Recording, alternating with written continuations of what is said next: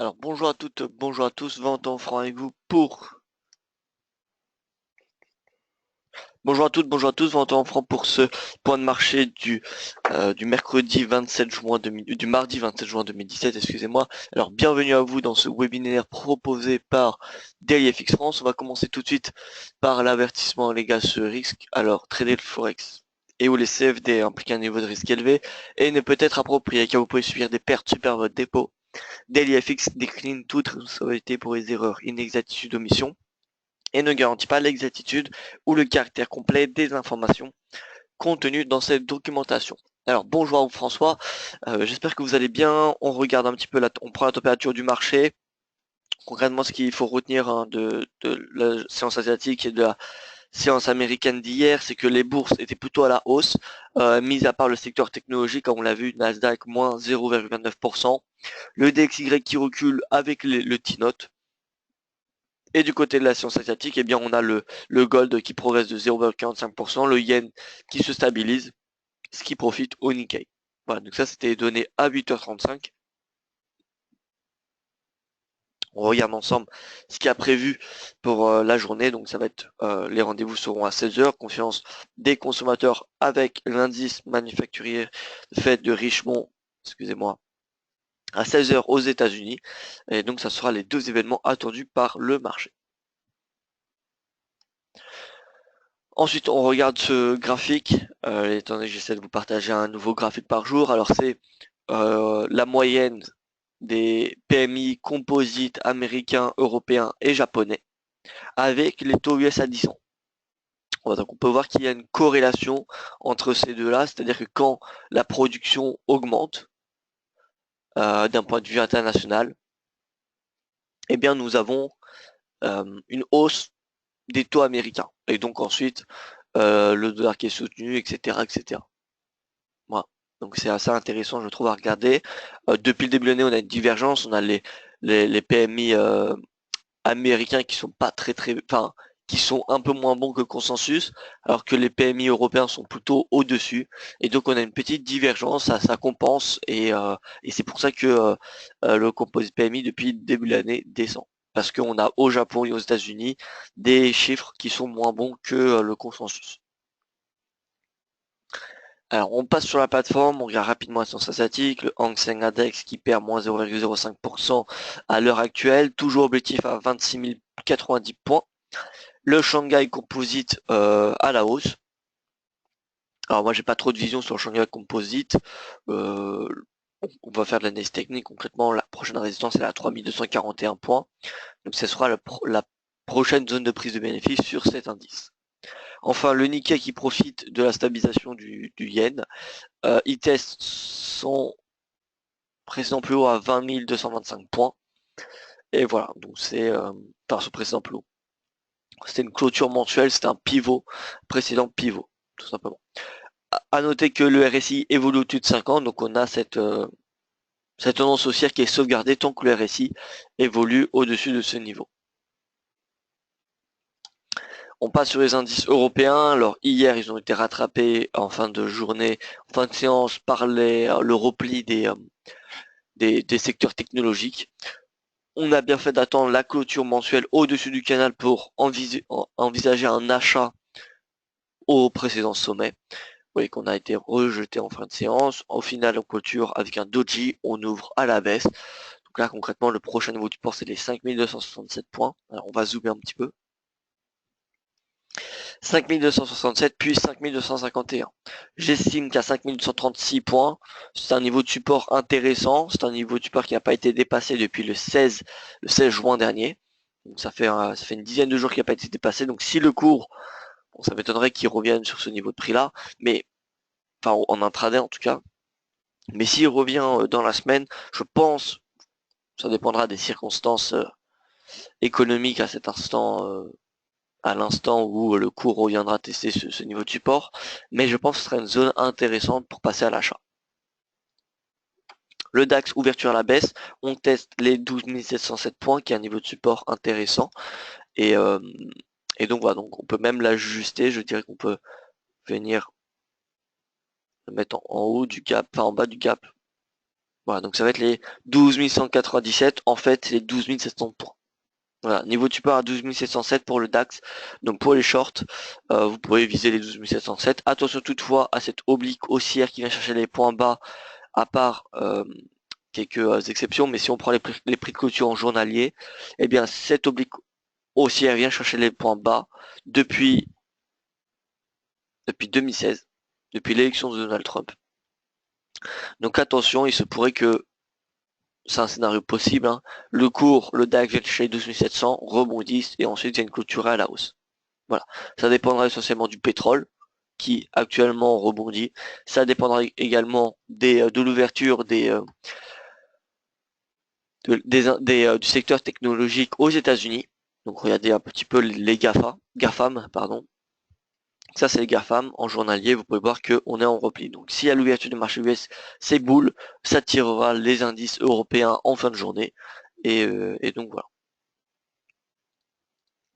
L'Eurostoxx ouvre à la baisse également. Alors le niveau de support intéressant, vraiment très très intéressant pour l'Eurostoxx. Selon moi, c'est 3528 points comme on peut le voir ici. C'est de la ligne pointillée. C'est une zone qui n'a pas été vraiment dépassée, en tout cas qui n'a pas été, on n'a pas clôturé en dessous. Donc j'estime que c'est une zone intéressante pour passer à l'achat. Pour les plus défensifs, on attendra les 3500 points pour passer à l'achat et viser les 3600 sur du court terme. Concrètement, cet été, je pense que ça va se jouer entre 3500 et 3600 sur l'Eurostoxx. On passe sur le Forex, tour des paires majeures. L'Eurodoll qui a testé hier les 1,12 qui cède, hein, qui est toujours en dessous comme on peut le constater. Le RSI qui s'oriente à la hausse, voilà, qui rebondit, donc ça peut être un signal de hausse. Voilà, en tout cas moi l'euro-dollar je ne le traite pas tant qu'il n'y a pas de tendance vraiment importante sur cette paire. Donc dès qu'on n'a pas cassé le précédent sommet à 1,1277, je ne passerai pas à l'achat. Et tant qu'on n'a pas qu'on n'est pas en dessous des indices, je ne passerai pas à la vente. Voilà, donc concrètement je suis neutre sur l'euro-dollar. Si vous voulez trader, il y a des niveaux de support résistance intéressantes. 1,11, 1,1167, 1,12, 1,1228, pardon. Voilà. Ces trois niveaux de prix, c'est des niveaux de prix intéressants.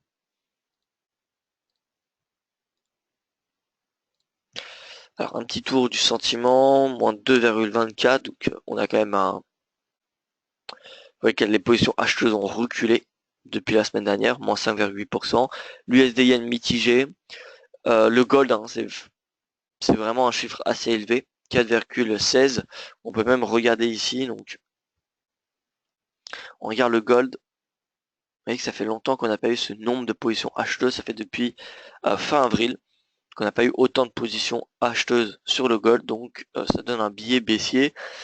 Néanmoins sur le gold, moi j'ai pu constater que les signaux n'étaient pas très très efficaces. En tout cas, ce qu'il faut regarder sur le gold, c'est pas le nombre de positions, mais en fait c'est le changement par rapport à la semaine précédente. Parce que comme on le voit, il y a une majorité de toute autre majorité de positions acheteuses, et pourtant le gold oscille.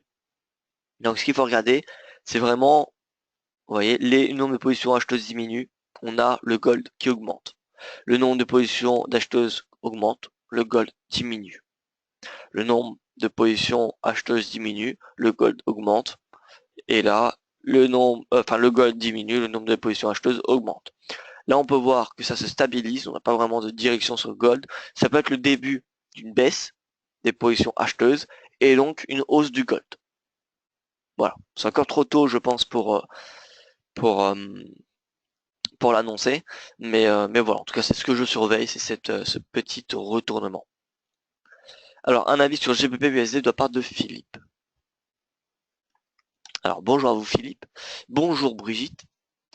Alors, GBP USD, concrètement, ça oscille. Hein. Le cours oscille, donc on va se mettre en H4. Entre 1,2635, donc moi j'ai ce niveau de support, niveau de résistance à 1,2818. Là concrètement il y a rien qui se passe. On a un dollar US qui est en consolidation totale. Là livre sterling qui a pas de mouvement, le marché qui ne sait pas quoi faire. On a eu la récente union entre Theresa May et le parti unioniste irlandais. Donc voilà, il y a eu un accord pour que Theresa May détienne la majorité au Parlement britannique. Et sinon, nous avons Theresa May qui s'est exprimée hier par rapport au sort des, des citoyens européens vivant au Royaume-Uni, quels seront leur avenir après Brexit, eh bien elle a annoncé un tas de procédures qui ne satisfait pas encore l'Union européenne. Donc on est, bien écoutez, le marché est en attente. Moi, je vais vous donner des seuils techniques sur GBP/USD. La zone basse, c'est les 1,2635. La zone haute, c'est 1,2818. En intraday, honnêtement, je n'ai aucun avis. On regarde le calendrier économique, mais il me semble qu'on n'a pas vraiment d'annonce importante. Vous voyez, le livre, on n'a pas grand chose, on n'a rien. Donc voilà, concrètement, je pense à livre 5, ça va être assez calme. Ça va être surtout le dollar US qui va driver le GBP/USD. Donc cet après-midi, commande de biens durables et l'indice manufacturier de la fête de Richemont. Mais honnêtement, moi, j'ai pas vraiment d'avis sur le GBP/USD. Enfin, je le dis à quasiment tous mes webinaires, je trouve cette paire assez spéculative. Ça va dépendre, en fait, ça dépend du Brexit ou de ce que dit Theresa May. C'est simple, c'est soit l'un soit l'autre. C'est ça qui fait bouger la livre et les moments sont assez violents. Et étant donné qu'on ne peut pas vraiment prévoir ce que l'Union européenne ou, enfin, surtout Theresa May ou la BOE va dire, et avec quel degré, eh bien, on a des moments assez violents, hein, je trouve, sur le GBP/USD. Donc, pour être tout à fait honnête avec vous, moi, je ne traite plus cette paire de devises. Enfin, plus la livre, tout simplement. Je préfère pas prendre des risques pour rien. Donc voilà. Voilà, je vous ai donné cette technique. Maintenant, écoutez, vous en faites comment ce que vous avez envie en intraday. Je ne pense pas qu'il va y avoir de mouvement avant la séance américaine. Et à partir de la séance américaine, si on a des chiffres qui sont moins bons que prévu, ce sera haussier pour GBP/USD. Et si on a des chiffres meilleurs que prévu, ce sera baissier pour la livre sterling. Voilà, Philippe qui nous dit je suis baissier. Et écoutez, pourquoi pas. Est-ce que vous êtes baissier de la livre ou alors est-ce que vous êtes haussier dollar US et du coup baissier GBP/USD? Voilà, j'aimerais bien avoir votre opinion là-dessus. Objectif 1,2686. Alors ce niveau-là, ce niveau de prix, pourquoi pas? Honnêtement, pourquoi pas? Je pense que ce sera un niveau de prix atteint, mais maintenant, moi j'ai du mal à trouver une zone de support intéressante pour avoir un bon ratio sur du court terme. C'est pour ça que je donne des bornes assez larges, parce que j'estime que c'est les deux niveaux de support résistance exploitables, et à plus court terme, je ne vois pas lesquels je pourrais exploiter. Alors USD Yen qui est sous pression, le Yen vous voyez, qui fait pression, enfin on a un repli de dollar US tout simplement, donc on a un retour sur 158. Voilà, rien de bien méchant sur l'USD Yen. C'est deux devises assez faibles en ce moment, hein. Si on regarde le DXY, il y a mince. Oups. Alors, si on regarde le DXY, il n'y a pas grand chose qui se passe, hein. On est dans un canal ascendant, et là on est en bas du canal, en daily. Vous voyez que la moyenne mobile à 20 jours est à plate. La moyenne mobile à 50 jours arrive assez rapidement près du cours. On a une divergence haussière qui n'est pas encore validée. Et donc voilà, concrètement, on n'a pas vraiment de mouvement sur le DXY. Sur le yen, on l'a vu, c'est neutre. Et donc l'USD yen, voilà, l'USD yen, on n'a pas vraiment de mouvement. Donc l'USD et le yen, c'est deux devises qu'on va chercher à shorter. De préférence, un short pour le yen, parce que le dollar US, à l'inverse du yen, même s'il est plus baissier ces derniers temps, on a un dollar US qui peut rebondir, par exemple dans une semaine, et remonter à ses sommets de janvier. Donc vraiment, l'USD, il est baissier ces derniers temps, ces derniers mois même.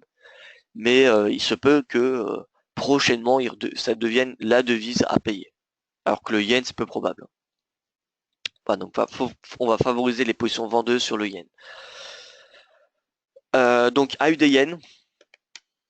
AUD yen, alors déjà AUD NZD, pour parler de l'AUD yen. Regardez l'AUD NZD, on arrive. Donc le cours qui est sur une ligne de tendance haussière en place depuis le début de l'année 2015, qui vient attraper tous les points bas, hein, depuis le début de l'année 2015, donc c'est une ligne de tendance plutôt, plutôt fiable, j'ai envie de dire. On a une divergence haussière du RSI qui n'est pas encore validée. Et on a un support mensuel en vert. Donc on a un début d'accélération comme vous pouvez le voir ici. Ça pourrait être un bon signal d'achat sur l'AUD. Peut-être pas acheter la USD étant donné que le NZD c'est une devise extrêmement forte également. Mais du coup, ça pourrait être un signal de surperformance de l'AUD face au dollar néo-zélandais et du coup privilégier les achats AUD-USD, AUD-Yen à la place de NZD-Yen, NZD-USD. Voilà. Donc, moi, je réitère les mêmes scénarios, hein, que ce soit sur du court, moyen terme, long terme. AUD-Yen, c'est intéressant. On vient viser les 85,52, mais si on a la divergence de l'AUD-NZD qui est validée, ça voudrait dire que l'AUD, enfin, il y aurait un fort signal pour que l'AUD superforme, et donc ce ne sera pas les 85 qu'on ira chercher, mais ce sera les 88. Voilà, donc ça dépendra de la divergence de l'AUD-NZD. Mais concrètement, le premier objectif, c'est 85,52 AUD-Yen. Ça sera atteint malgré cette résistance mensuelle. Je n'ai aucun doute sur le fait que le yen, que l'AUD va superformer le yen. Je ne vois pas pourquoi l'inverse se ferait. Voilà, donc AUD yen c'est haussier, AUD USD c'est haussier. Alors l'AUD USD, moi dans mon article, j'ai rédigé un article hier en fin d'après-midi sur l'AUD USD. Je vous invite à le lire. J'ai structuré avec une analyse fondamentale, technique, le sentiment. Ça peut être intéressant. Concrètement, pour ceux qui n'ont pas envie de lire l'article, moi mon objectif c'est qu'en cas de cassure au-dessus des 0,7627, ça sera un signal de hausse jusqu'à 0,77.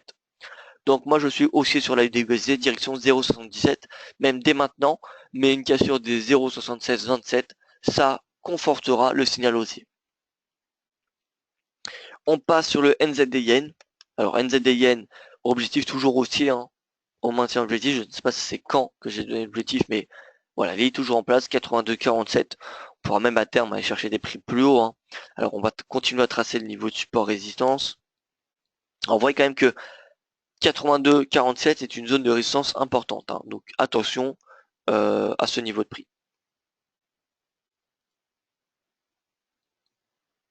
Alors les autres niveaux de résistance, donc on aura ici, et sinon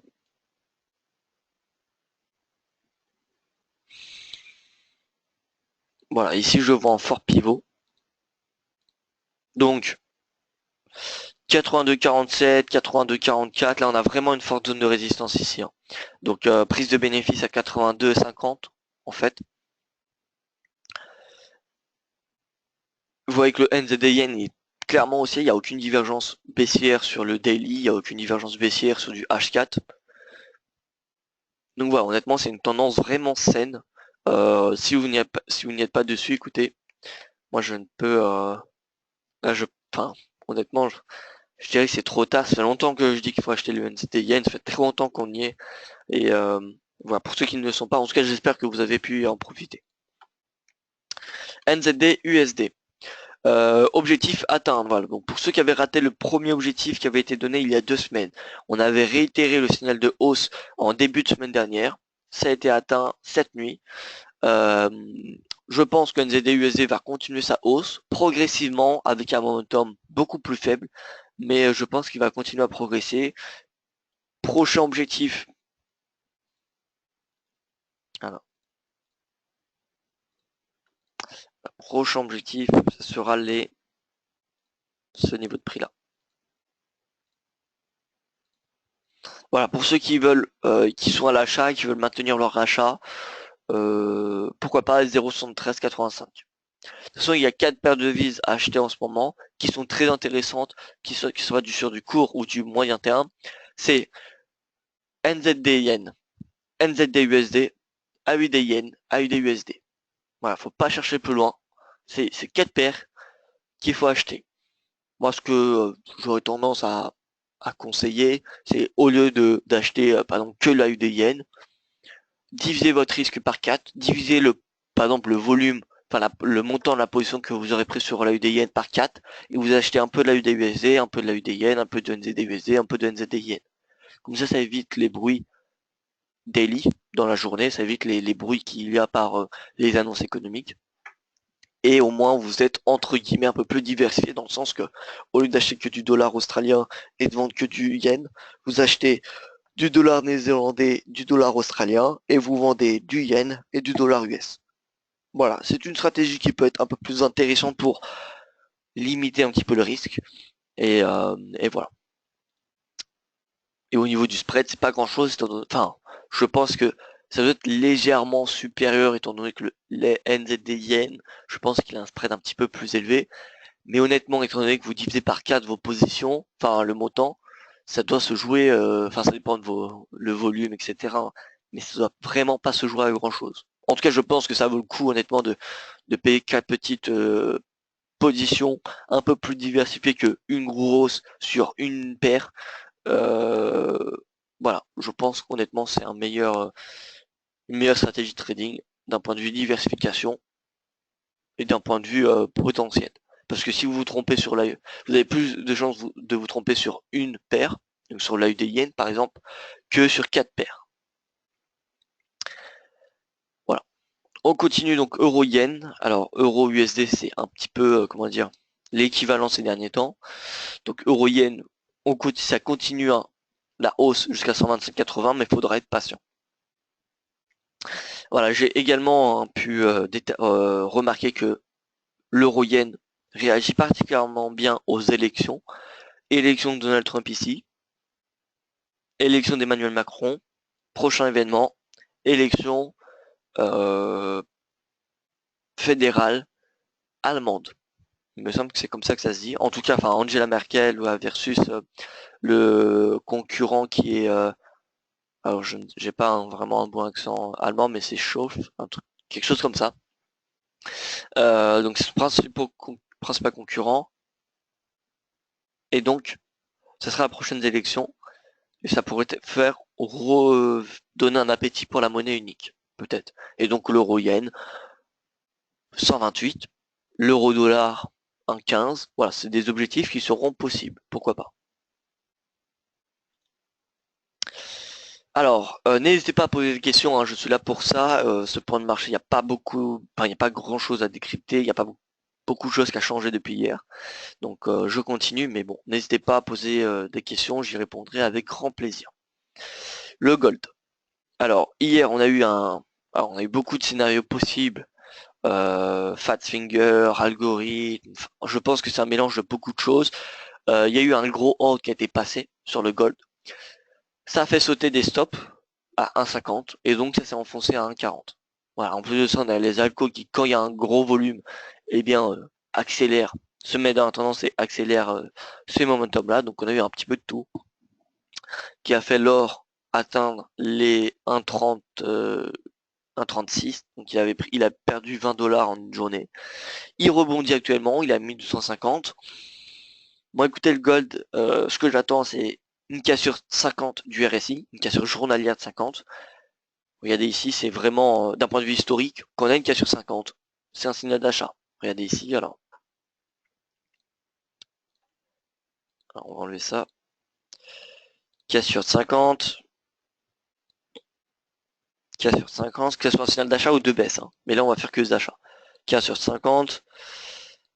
Cassure de 50. Voilà, concrètement, on a lors de la 4 sur 50, au moins des bonnes centaines de pips à aller chercher. Voilà, donc moi ce que j'attends, c'est concrètement la cassure de 50 pour passer à l'achat. On passe sur le pétrole qui rebondit depuis vendredi dernier, donc plus 0,46%. Aujourd'hui, vous voyez qu'il a fait 1, 2, 3, 4 journées consécutives de hausse. Je pense que là, il est parti pour venir chercher les 44 dollars, voire même 45. Au-delà, je ne sais pas honnêtement. Moi, je reste plutôt baissier hein, sur le pétrole, malgré le fait qu'on est arrivé sur un support et que ça fait 4 journées consécutives de hausse qu'il augmente. Honnêtement, je pense que il peut venir chez les 40 dollars, chose qu'il n'a pas fait encore. En tout cas, tant que le RSI se situe en dessous de 50, tant qu'on n'a pas cassé la moyenne mobile à 20 ou 50 jours, je reste baissier. Voilà, donc il y a un rebond qui pourrait avoir lieu jusqu'à moyenne mobile à 20 jours qui correspond au 38,2% de retracement de Fibonacci. Et voilà, c'est tout. Mais moi, j'aimerais bien que le cours revienne sur 40 dollars, qu'on ait une divergence haussière du pétrole. Et voilà, ça serait vraiment un bon signal d'achat.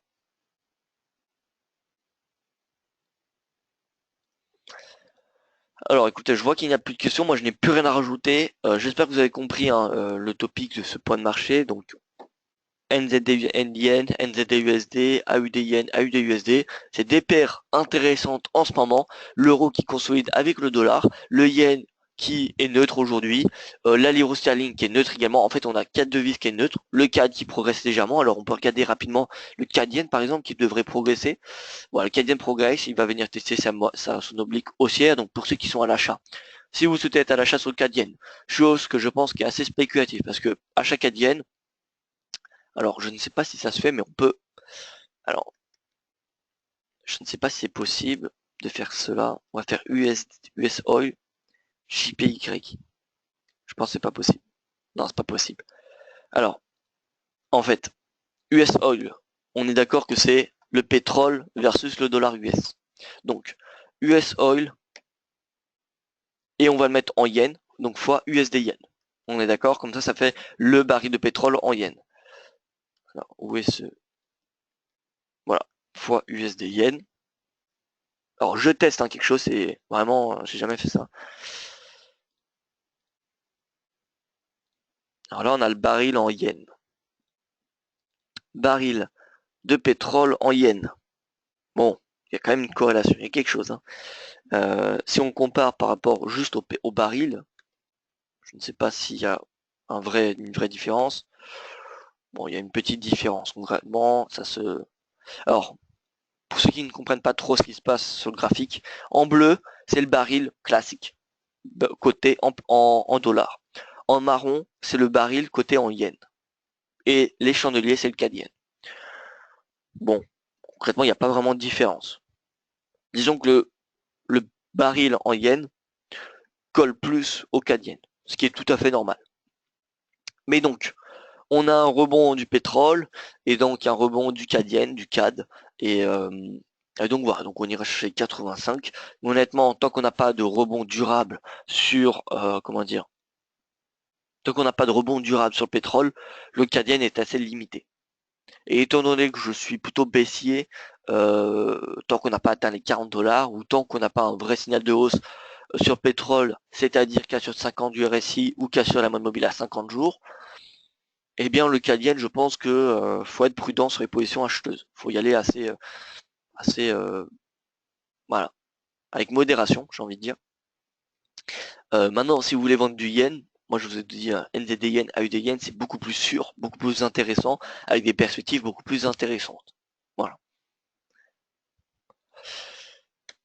Bon écoutez, moi je n'ai plus rien à ajouter, je vois qu'il n'y a plus de questions. Donc je vais vous donner rendez-vous sur le site delefix.fr. Merci à vous pour votre attention. Si vous avez des questions, n'hésitez pas à me les poser sur les réseaux sociaux, Twitter, Facebook, en dessous de la vidéo qui va être de ce webinaire qui va être mise en ligne sur YouTube. Donc voilà, n'hésitez vraiment pas.